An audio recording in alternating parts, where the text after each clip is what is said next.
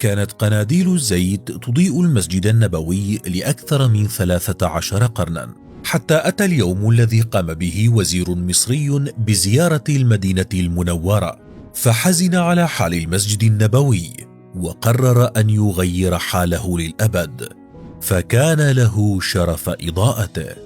أحمد باشا حمزة، وزير التموين المصري، أول مصنع للعطور الزيتية في الشرق الأوسط. من هو وكيف أضاء المسجد النبوي؟ وماذا حدث معه خلال زيارته لقبر الرسول محمد صلى الله عليه وسلم؟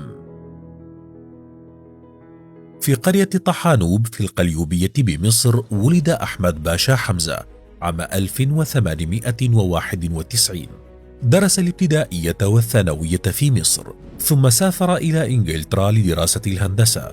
وعندما عاد إلى مصر كانت فكرة إنتاج الزيوت العطرية مكتملة في عقله، فبدأ بزراعة الياسمين والزهور، وأنشأ مصنعا لتحويلها إلى عطور، لتصدر شركته العطور إلى أهم المصانع في العالم.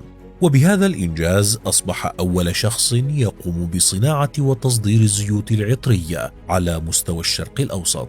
كان لأحمد باشا اهتمامات فكرية كبيرة، وكان أيضا متعلقا بالإسلام بشكل خاص، ولأجل ذلك أصدر مجلة لواء الإسلام، لأنه أحس بمسؤولية كبيرة تجاه المجتمع الإسلامي، فكانت تلك المجلة منبرا للعرب والمسلمين. وكان لأحمد باشا أيضا اهتمام كبير في تربية الخيول العربية، لذا قرر إنشاء اسطبل لتربيتها، وكان لديه واحدا من أشهر الفحول العربية وهو الحصان حمدان. وفي 26 من مايو عام 1942 تولى وزارة التموين في حكومة النحاس باشا السادسة. وقبل توليه كانت مصر تعاني بشدة من انقطاع السلع الغذائية الأساسية، وخاصة الخبز، فانتشرت الأسواق السوداء التي قامت باحتكار المواد الغذائية. لذلك حرص أحمد باشا على محاربة تجار الأسواق السوداء، وكان يشرف بنفسه على جودة المواد الغذائية والتأكد منها. وفي حكومة النحاس باشا السابعة عام 1950 تولى أحمد باشا وزارة الزراعة، ولكن قبل هذا التاريخ ب3 سنوات كان قد دخل التاريخ من أوسع أبوابه، وذلك عندما توجه إلى مكة لأداء مناسك الحج. إضاءة المسجد النبوي.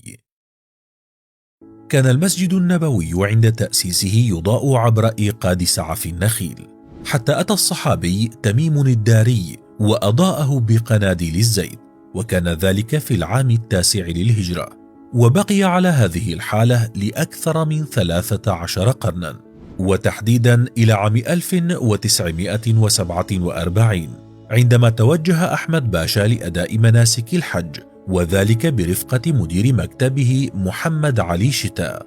انصدم أحمد باشا لدى رؤيته المسجد النبوي بدون إضاءة كهربائية، وحزن كثيرا للحال الذي كان به، وما أن عاد إلى مصر حتى أصدر أوامره بشراء محولات كهربائية وأسلاك ومصابيح، وأرسلها على نفقته الخاصة إلى المدينة المنورة برفقة عدد من المهندسين.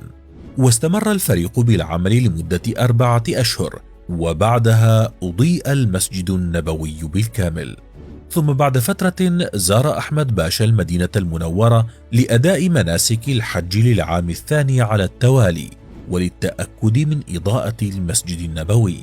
وطلب أحمد باشا أن يزور قبر الرسول محمد صلى الله عليه وسلم، وخلال 24 ساعة صدر أمر ملكي بالسماح له بالدخول.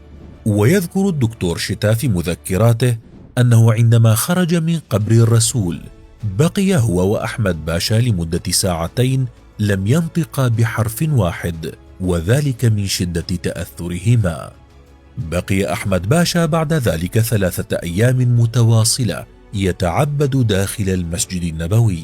وفي مايو من عام 1977 توفي أحمد باشا بعد أن نال شرف إضاءة المسجد النبوي.